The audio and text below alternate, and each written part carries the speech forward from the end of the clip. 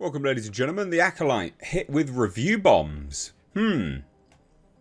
Press X to doubt on that. We're going to take a look at some of these reviews. I don't think it's review bombing. I think it's people just not particularly happy with the show. Again, we can look at all of these reviews and see whether it's justified or not, or at the very least thought out. Which, you know, typically review bombs are not really thought out. They are just a review bomb. Just negativity for negativity's sake. Not only that, ladies and gents, did you know that Star Wars The Acolyte is the gayest Star Wars yet? Why? Just weird. Weird comments to make. Very, very weird comments to make. So let's take a look, shall we, ladies and gentlemen? Hit subscribe if you're new here, folks. Turn the bell notifications on. And if you like what I do, support further via Patreon. $2 a month. Link in the description box. Anyway, so let's address this review bomb nonsense. This is to be expected. We were going to be getting this. This was, of course, going to happen. People were going to say, oh, you're just review bombing at whatever. Look, I gave it a chance. Like, I watched it. Yeah, it's not good. Like, it's... You can like it. If you like it, be my guest. No worries, right? I'm never going to tell you you shouldn't like something. If you like it, you like it. But we've been showing very consistently that lightsabers are not dangerous in this world now. They've not really killed anyone. No main characters, anyway, right? You can survive being stabbed right the way through yourself, but a piddly little knife to the heart and you're dead. Like, okay, sure, fine, whatever. Just nonsense. This whole thing's nonsense. So we were going to get this review bombing crap. We were bound to get it. We were going to. So it is what it is. But let's take a look, shall we? So for those that aren't aware, you know, Rotten Tomatoes, 33%. This is the lowest rated Star Wars show yet. I think it's the lowest rated piece of Star Wars at all, actually. I'm pretty certain that is the case. So, yeah, not good. Now, of course, predictably, the critics love it. And that is predictable. But let's take a look at what the audience is saying, whether it is review bombing or not. I personally press X to doubt on the review bombing, but, you know, we shall see, I guess. The show was watchable, which was an improvement over Obi-Wan. Right, so clearly someone that's watched it. And the listless Ahsoka, but there is no sign of genuine creative ambition in this show, and it suffers from the same sense of weightlessness and lack of dramatic sense as Ahsoka. The characters don't grab my interest, and I haven't spent 2 seconds thinking about the plot during or after watching. I'd say that's not a review bomb. I say that's an accurate 2 stars as per this individual's thoughts, right? Like it's a well thought out review. Anyway, there's more. Having thus far watched the first 2 episodes, there are only 2 episodes available, but fine. The show is just very A. Like a lot of folks are saying, the score is fantastic and it's probably the highlight. The score is good, actually. Yeah, I concur. But good sound can't carry a show. Thus far, the characters are all a bit bland. I'm hopeful of further character development in the next episode. Find out their motives and past, because thus far, nothing. A flashback of nothingness. That's accurate. There aren't great character motivations at this point in time. 2 episodes, you know, it's an hour. You'd think that they could give some character motivations a little bit more here and there. But in fairness, in the show's defense, some of that is the way it's supposed to unfurl, I believe. But never mind. I wouldn't say that's a review bomb. Based on the first 2 episodes, this latest Disney foray into Star Wars universe is just barely tolerable. The acting is so-so. That's true, the acting is just so-so.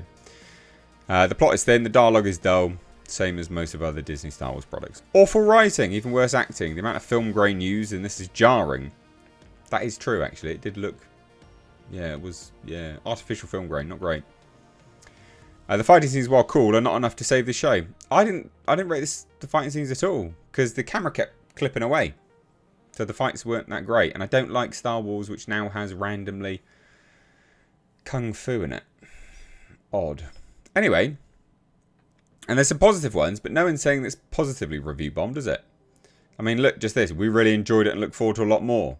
Master Soul is amazing. I mean, that's the vaguest positive review yet. Like, what are you talking about, you moron? Okay, I will admit my expectations were probably too high for this, but wow, does this underwhelm. It doesn't know what it is or what it wants to be. If I could at least see the vision, I would give it the benefit of the doubt. What an absolute mess. The setting of the show is quite interesting, but most of the actors just doesn't feel like they belong.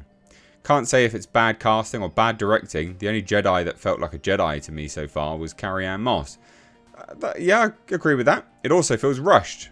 Jumping too quickly between events, conversations with nothing in between to show that time has actually passed. Not really review bombs, is it? This is pretty accurate stuff, I think. The thing is, they're well thought out reviews, so how can you call it review bombing? The first 2 episodes aren't well acted or compelling. Nothing about the characters are interesting, and the actors just marching through their lines with minimal effort. It doesn't really feel like Star Wars, despite shoehorning in lines from the past. Yeah, they did that. I've got a bad feeling about it. Shut up, mate. I'm thinking of dipping out, as I don't see this getting any better. And there are positive, of course there is. But we're tackling the comments about review bombing. The story is confusing. Amanda Stenberg plays twins. The same. They are literally... She's not playing the characters differently. So that is true, actually, yeah. So that adds to the confusion. The pace of the show is very slow with unsatisfying payoffs. The Jedi world in Acolyte is the same as the one in Phantom Menace, which seems odd considering the series is supposed to take place years before Phantom Menace. It's kind of fair. Maybe it'll change and it'll expand outwards a little bit, but yeah, that's kind of a fair critique, to be honest. The show absolutely breaks Star Wars canon. The soundtrack's unbearable, which really takes the soul out of the show. Not that it has any of it anyways. I will say I do like the character Soul, but other than that, it's a bland and basic show which doesn't feel like a Star Wars.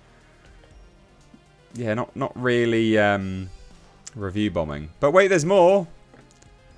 Because of this absolute garbage nonsense, ladies and gents. Is Acolyte the gayest Star Wars yet? Why are they putting this in kids' shows? The Wrap asked Leslie Headland, former assistant to Harvey Weinstein, and Amanda Stenberg, is this the gayest Star Wars yet? And Headland said, no, I don't think so, yet people have told me it's the gayest Star Wars, and I'm frankly... Stenberg goes, you're offended? She goes, I'm into it. And she just laughed and giggled and did make some comments about embracing it and it being gay and stuff like this. It's just lame. And they went on to poke fun at some of the wider Star Wars franchises, saying gay themes, including the long-held belief that there might be romantic feelings between C-3PO and R2-D2. Are you telling me with a straight face that C-3PO is straight? Headland joked before declaring that R2-D2 being a lesbian is now canon. There you go. Star Wars, guys. Star Wars in 2024. Yay. Thoughts down below? Review bombing? Nah, mate. That's pretty accurate.